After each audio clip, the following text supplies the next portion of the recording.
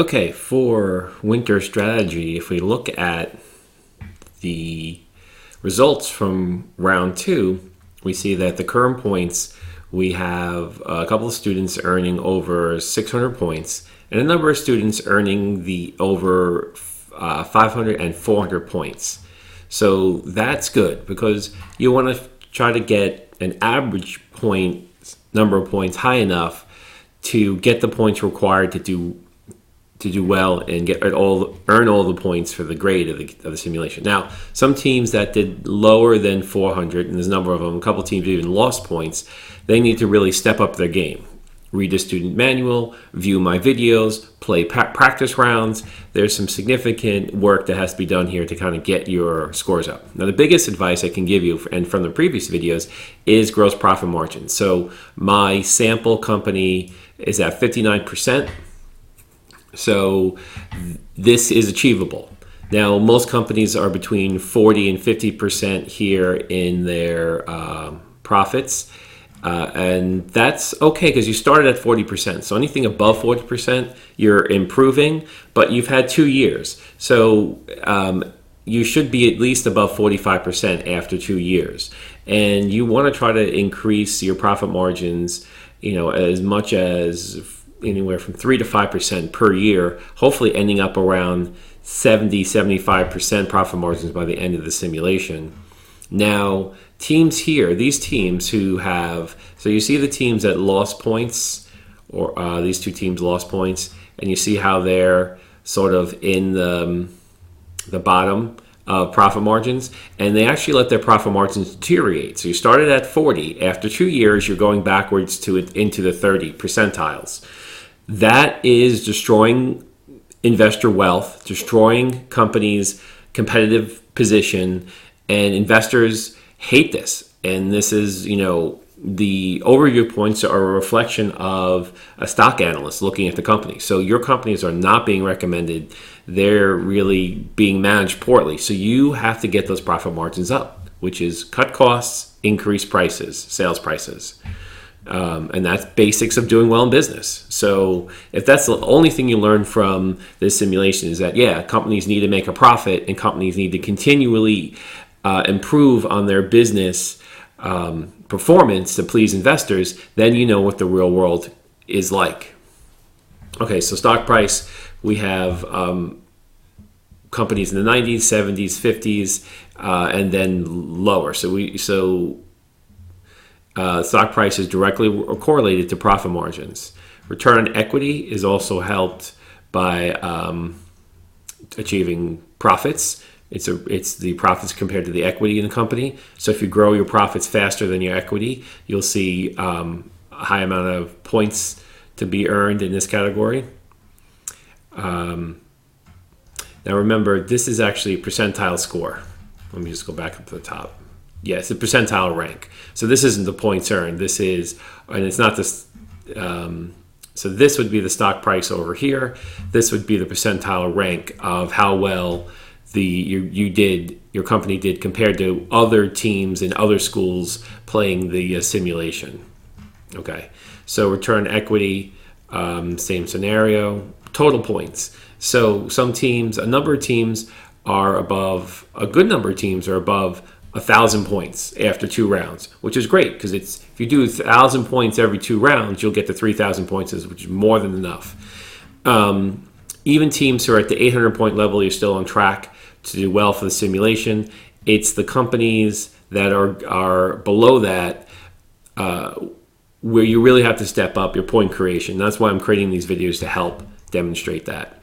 So you got your operating profit margins, which can be better controlled by more efficiently spending your marketing dollars. Your earnings per share, which is really one way to improve this, is buy back stock. That will decrease the amount of shares outstanding and increase all your per share variables. And companies do this all the time in the real world to goose up earnings per share. Return on equity. This again is how fast your profits grow compared to your assets. So if your profits are growing faster than your assets, you'll have a higher return on equity, return on assets. And net profit margin, this is really, if you borrow a lot of money in debt, you're going to have a lower net profit margin. And if you have a lower gross profit margin, that will result in the bottom line of a lower net. Okay, and sales, sales are important, but being number one in sales does not guarantee you being number one in stock price or profits.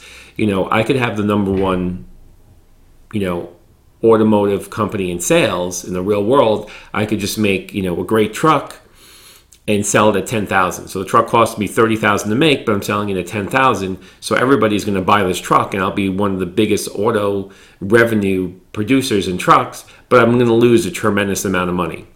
That's one thing that happened. Is actually happened. I remember Amazon had a direct competitor. I think maybe it was Buy.com, or this was before the 2000 bust. And Buy.com was selling things, I think that's the company's name, same concept, selling things online. It was basically an Amazon clone, but they were selling things at a loss, hoping to make the difference up in advertising, where Amazon was selling things at least at a cost or a profit. So it didn't take long for that company selling everything at a loss to go out of business. So you want to sell things at a profit. Okay, total asset turnover looks at your assets to sales. So if your assets are growing faster than your sales, this is going to be a hard thing to do well at. But when you're building your company, you expect total asset turnover and return on assets to be lower. Okay, so let's look at some of the charts here, and we see net profits. We see that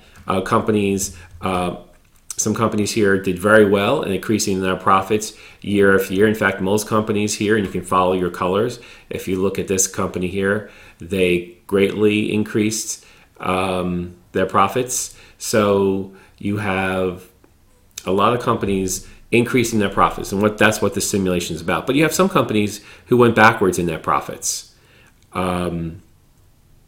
And that's not good. You want to keep moving forward with your net profits. So you're not doing what your shareholders hired you to do, which is increase net profits. So as a result, companies that decreased, if you look at the companies that didn't increase or decrease their overall net profits, their points suffered or went negative. And it's a shame. So we have a company here, but don't be too harsh. This could be simply that it may not be bad decisions this company made. It might just be that they didn't complete their round in time and they were forced forward. So if you don't complete your round, you get forced forward, and your decisions from last year copy over to this year. So you got to be careful to make sure you get your rounds in before the due dates. And we have one company here that greatly increased on their points from year over year. And that's terrific. So like I said, year one's the easiest round to make points. Year two is a little harder because you're competing against yourself now. You're not competing against the failed management team.